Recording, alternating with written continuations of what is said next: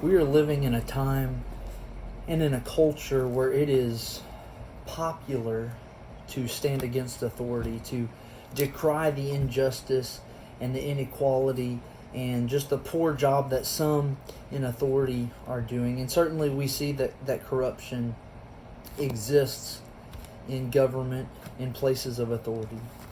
But this is nothing new.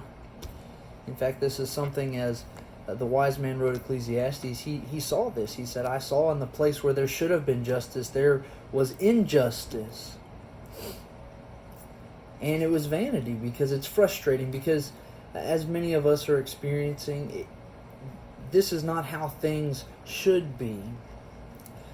But because we live in a world driven by the passions of men and broken by sin, this is a reality that we must deal with, and that's part of what the wise man in Ecclesiastes is trying to address with us. We see how things ought to be, but we must also live in the reality that things will never be perfect. But there are certain things that we must latch on to, that we can know with certainty, and that we should trust. And as he gets to Ecclesiastes chapter 8, he discusses the idea of authority, but from the perspective of wisdom. And he encourages us in Ecclesiastes 8 and verse number 2, he says, keep the king's command because of God's oath to him. He starts in a place of objectivity where he says, basically listen to those who are in authority because God put him there. When he talks about God's oath to him, what he's referring to is God's pattern of authority.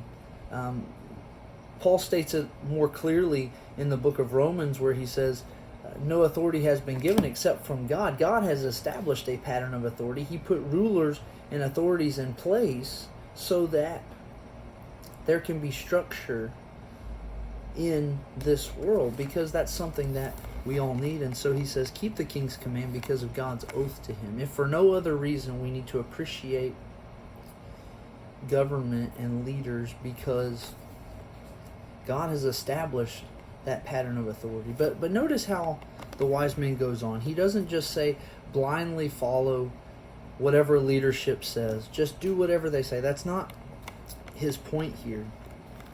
Listen to what he says. Be not hasty to go from the king's presence. Do not take your stand in an evil cause, for he does whatever he pleases. He's talking about how whoever is in that position of authority, they're doing what they believe is best. And so we need to be cautious about how we behave from them. Don't be hasty to go from their presence, whether in pleasure or in disgust. Don't take your stand in an evil cause, because the king's going to do whatever the king pleases. Sometimes he does that for the good of others. Sometimes he does that for the good of himself. But we need to recognize that that position of authority has the power to do so. And he says that, verse number 4, for the word of the king is supreme, and who may say to him, what are you doing? Now that can be frustrating for those of us who are not in those positions of authority, but we need to recognize again, authority is something established from God, and they have the ability to do what they please. In verse number 5, whoever keeps a king's command will know no evil thing, and the wise heart will know the proper time and the just way. Again, I think Paul states this a little more clearly in Romans chapter 13 when he talks, where he says, if you do what's right, what have you to fear from the government? Now, that's not to say we have to bow down and do everything that the government and that the leaders tell us to do. In fact, if we're given examples for, like the book of Daniel, where earthly authority stands opposed to the things of God, and in those situations we cannot bow down to authority when it opposes God. But here he's trying to help us understand authorities are not against those who are trying to do what is right. Authorities are established to keep order and maintain harmony within a society. And that may not always be executed perfectly. In fact, what he's going to go on to say here in Ecclesiastes chapter 8, is that really nobody who's in authority knows the right thing to do. Verse number 7, speaking about the king, for he does not know what is to be, for who can tell him how it will be? No man has power to retain the spirit, or power over the day of death. There's no discharge from war, nor will wickedness deliver those who are given to it. No one really knows what the future holds. No one really knows the best decisions to lead a group of people. And we expect that sometimes from people in positions of authority, to make the right kinds of decisions for us, at least according to our own mind. But there will always be a rub, as leaders are just trying to grapple with the magnitude of leadership. Now, I want to qualify all this just by saying I don't think that this means we should roll over and just accept injustice that we might see. One of the things that people of God are called to is to stand against injustice, but we must always temper that with this understanding that authority comes from God. And we cannot decry injustice to the degree that we are standing against authority in a way that is disrespectful to God's pattern. And so what that means for us, what I think we see from the book of Ecclesiastes here, is we need to go about our lives and respect authority in a very humble sort of way, not thinking more of ourselves than we ought to. I think that's a good principle to apply here, because sometimes I think we criticize people in authority for making poor decisions. We criticize our governments. We criticize various leaders or political parties because they don't do it the way that we think they ought to do it. And maybe their choices are not the best choices, but they still are our leaders. And that means we need to respect the position that they hold and understand that it is given from God. And again, that's why the wise man starts here by saying, keep the king's command because of God's oath to him. By honoring and respecting authority, we honor and respect God. Now, we still have the ability to control our lives, to control how we treat other people, to stand against injustice. And I think ultimately that's what the wise man is trying to package up here for us. We may observe injustice and corruption. Things may not go according to God's pattern. People may not receive the justice that they deserve from the authorities, from the government, from larger interest groups. But that doesn't mean that we should not offer those things to other people. You see how this really funnels down to a very personal level.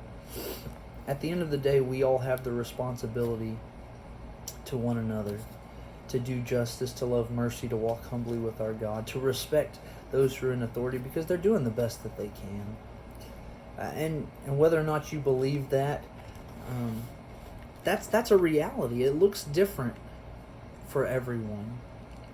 And so, as we consider what's going on in our world today, please take a moment to just consider how you respond to what people are doing. Try not to make personal attacks on leaders who are trying to do the best that they can. I realize that there are people who are incredibly corrupt. There are people who make boneheaded decisions. And I'm not trying to condone any of those things. But people who are in positions of authority have been given those positions by God. We must respect those positions.